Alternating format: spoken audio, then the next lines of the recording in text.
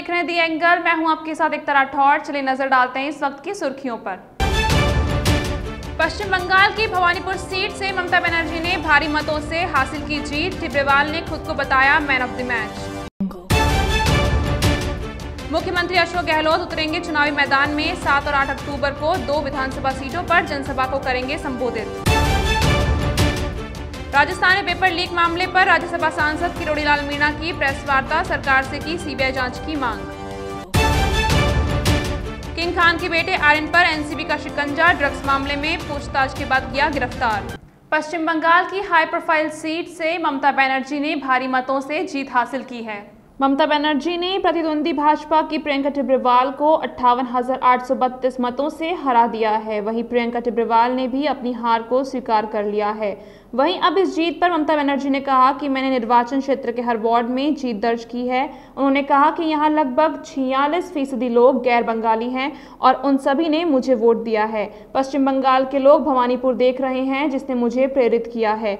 वहीं चुनावी नतीजों के बाद भाजपा नेता प्रियंका टिब्रेवाल ने कहा कि भले ममता बनर्जी यह चुनाव जीती हैं, लेकिन इस खेल की मैन ऑफ द मैच मैं हूं, क्योंकि ममता बनर्जी के गढ़ में जाकर चुनाव लड़ा और 25,000 से ज्यादा मत मिले हैं। पंजाब कांग्रेस में नवजोत सिंह सिद्धू को लेकर मचा सियासी घमासान थमने का नाम नहीं ले रहा है। मुख्यमंत्री चरणजीत सिंह चन्नी के साथ चंडीगढ़ में हुई बैठक से लग रहा था कि सब कुछ पटरी पर होगा, लेकिन आज नवजोत सिंह सिद्धू ने ट्वीट कर अपनी मांगों को फिर दोहराया। सिद्धू के ट्वीट को चन्नी सरकार पर दबाव बनाने की कोशिश के रूप में देखा जा रहा है। सिद्धू ने पंजाब के पुलिस प्रमुख और महाधिवक्ता को हटाने की मांग दोहराई है। नवजोत सिंह सिद्धू ने कहा कि अगर इन्हें बदला नहीं गया तो हमारे पास कोई चेहरा नहीं होगा। किसानों के प्रदर्शन को लेकर हरियाणा सरकार ने सुप्रीम कोर्ट में अपना हलफनामा दाखिल कर दिया है। हरियाणा सरकार ने संयुक्त किसान मोर्चा के तहत 43 किसान संगठनों को याचिका में पक्षकार बनाने की मांग की है। अर्जी में राकेश टिकैत, योगेंद्र यादव और दर्शन पाल का नाम भी शामिल है। इस मामले में सोमवार को सुप्रीम कोर्ट में सुनवाई होगी। राजस्थान की 2 विधानसभा सीटों पर 30 अक्टूबर को उपचुनाव होंगे। इसके लिए राजनीतिक पार्टियों ने अपनी कमर कस ली है। वहीं अब मुख्यमंत्री अशोक गहलोत भी चुनावी रण में उतरने के लिए तैयार हैं। सीएम गहलोत 7 और 8 अक्टूबर को चुनावी सभाओं को संबोधित करने वाले हैं। जानकारी के अनुसार 7 अक्टूबर को धरियावाद में चुनावी रैली करेंगे। इस दौरान लसाड़िया, झल्लारा, धरियावाद में सभी को संबोधित करेंगे। वहीं 8 अक्टूबर को सीएम गहलोत वल्लभनगर के चुनावी दौरे पर रहेंगे। दोनों सीटों पर सीएम 3 सभाओं को संबोधित करेंगे। इस दौरान उनके साथ पीसीसी अध्यक्ष गोविंद सिंह डोटासरा भी रहेंगे। राजस्थान भाजपा प्रदेश अध्यक्ष सतीश पूनिया ने मुख्यमंत्री अशोक गहलोत और राजस्थान कांग्रेस सरकार पर हमला बोला है। पूनिया ने कहा कि अशोक गहलोत साहब स्वस्थ रहें हम चाहते हैं, लेकिन उनके रहते हुए कांग्रेस बीमार हो जाएगी। पूनिया ने कहा कि अशोक गहलोत कांग्रेस में नेता के रूप में रहेंगे तो भाजपा को भी थोड़ा कम जोर आएगा, क्योंकि पिछले 2.5 साल में राजस्थान में गहलोत के कार्यकाल में कांग्रेस की जो दुर्गति हुई है, ठीक उसी तरह देश में राहुल गांधी के नेतृत्व में कांग्रेस पार्टी की हुई है। मैं गहलोत साहब के लिए कामना करूंगा कि वो 100 साल जिए, लेकिन अशोक गहलोत जी तो ठीक ही कह रहे हैं कि वो स्वस्थ हो गए, वो हमेशा स्वस्थ रहें। पर उनके रहते हुए ये बात साबित हो गई कि कांग्रेस बीमार हो जाएगी। इसलिए हमारे लिए भी महफूज है कि अशोक गहलोत जी रहें, नेता के रूप में रहें, चेहरा वो रहें, तो हमें थोड़ा जोर कम आएगा। लेकिन यदि उन्होंने ये कहा है तो उनका अभिमान और दम्भ दिखता है।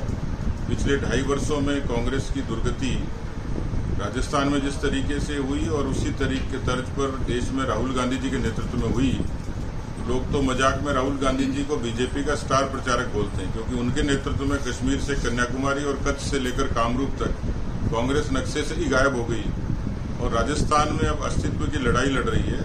व्यवहार से और विचार से नकार दी गई है। इसलिए 2023 के बाद का जो भविष्य है वो कांग्रेस का अंधकारमय है। अशोक जी ये कहते हैं तो मुझे लगता नहीं कि वो उनके बारे में जादूगर कहा जाता है, ज्योतिषी तो वो कतई नहीं है। पेपर लीक मामले को लेकर राज्यसभा सांसद किरोड़ीलाल मीणा ने आज प्रेस वार्ता की है। रीट परीक्षा के मामले में मीणा ने कहा कि पेपर लीक का सबसे बड़ा सबूत है कि परीक्षा से 1.5 घंटे पहले ही वो व्हाट्सएप पर आ गया। मीणा ने कहा कि पेपर के साथ साथ उसकी आंसर शीट भी बाहर आ गई है। किरोड़ीलाल मीणा ने माध्यमिक शिक्षा बोर्ड पर आरोप लगाते हुए कहा कि बोर्ड की गोपनीय शाखा ने पेपर के साथ साथ आंसर शीट भी पहले ही परीक्षा केंद्रों पर भिजवा दी थी। उन्होंने कहा कि राजस्थान में बड़े पैमाने पर पेपर लीक हुए हैं। इसी के साथ मीणा ने सरकार से इस पूरे मामले में सीबीआई जांच की मांग की है। डीडवाना के सामाजिक संस्था सफा एजुकेशन वेलफेयर सोसाइटी ने जरूरतमंद परिवारों की मदद करी।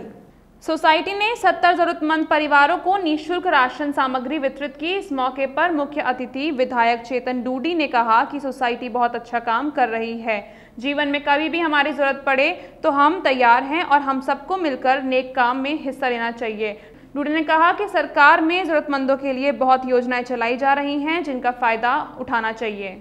बालोतरा में रक्तदान कर पुलिस उपाधीक्षक धनफुल मीणा का जन्मदिन मनाया गया। इस अवसर पर राजकीय नाटा अस्पताल ब्लड बैंक में मीणा सहित रक्तकोष मित्र मंडल सेवा संस्थान के 31 युवाओं ने रक्तदान किया। रक्तदान शिविर कार्यक्रम में अतिरिक्त पुलिस अधीक्षक नितेश आर्य, पुलिस उपाधीक्षक धनफुल मीणा, थानाधिकारी बाबूलाल रैगर, प्रमुख चिकित्सा अधिकारी भवानी शंकर गहलोत ने बतौर अतिथि शिरकत की।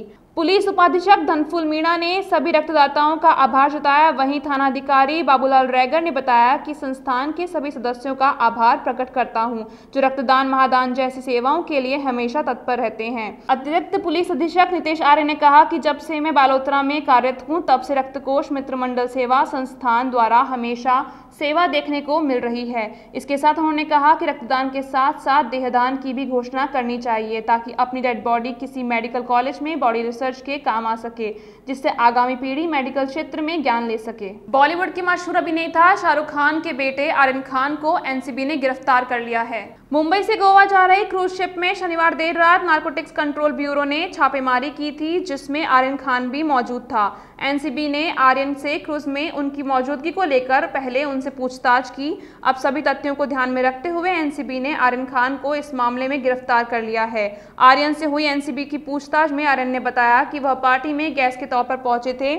आर्यन ने कहा कि पार्टी में शामिल होने के लिए उन्हें कोई पैसा नहीं दिया गया था। आज के लिए बस इतना ही। अगर आपको हमारा चैनल पसंद आया तो लाइक, शेयर एंड सब्सक्राइब जरूर करें।